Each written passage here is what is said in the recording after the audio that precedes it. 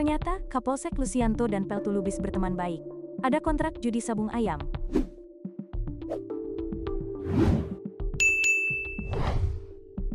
Kasus penembakan 3 anggota polisi di arena judi sabung ayam di Waikanan, Lampung, memunculkan isu jika ada dugaan setoran yang diterima Polsek Negara Batin.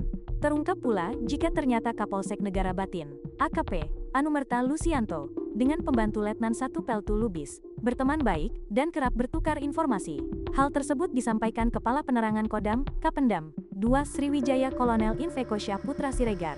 Diketahui, 3 anggota polisi gugur setelah tertembak dalam penggerebekan judi sabung ayam di Negara Batin, Waikanan, Senin, tanggal 17 Maret tahun 2025 sore. Adapun pelaku penembakan diduga 2 oknum anggota TNI. Kolonel Inf Eko Syahputra Siregar, pada Rabu malam, mengatakan dirinya sudah mengetahui isu itu dari sejumlah unggahan media sosial. Kolonel Eko mengungkapkan, berdasarkan pemeriksaan terhadap pembantu Letnan 1 Peltu Lubis dan Kopral Kepala Kopka Basar, 2 tentara yang diduga melakukan penembakan, diakui terdapat kontrak atau kesepakatan dengan pihak Polsek terkait judi sabung ayam di daerah tersebut. Pejabat Polsek Negara Batin, Kapolsek Lusianto, dan pejabat Posramil Negara Batin, Peltu Lubis memiliki hubungan baik, kata Eko, seperti ditulis Kompas.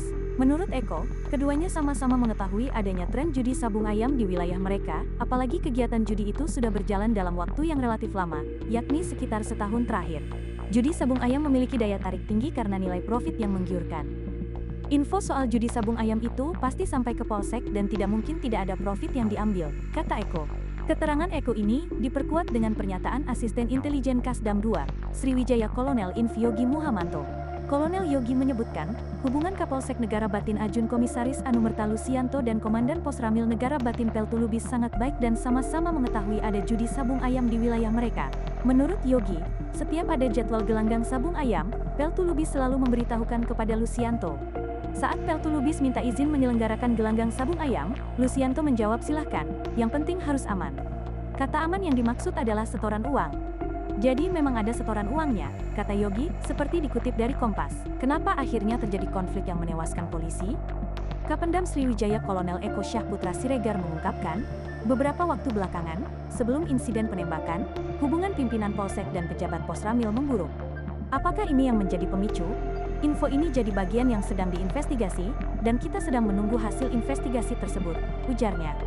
Namun, Eko menduga, kedua pihak juga sama-sama mendapat keuntungan dari perjudian tersebut. Namanya saja sudah judi sabung ayam, otomatis ada profitnya dong. Logikanya, kemungkinan ada kesepakatan di antara kedua pihak, kepolisian dan TNI, kata Eko, seperti dikutip Kompas. Sehingga, dalam kasus ini, selain 2 anggota TNI yang diduga pelaku penembakan tersebut, Kodam 2 Sriwijaya mensinyalir ada pelaku lain dari kepolisian.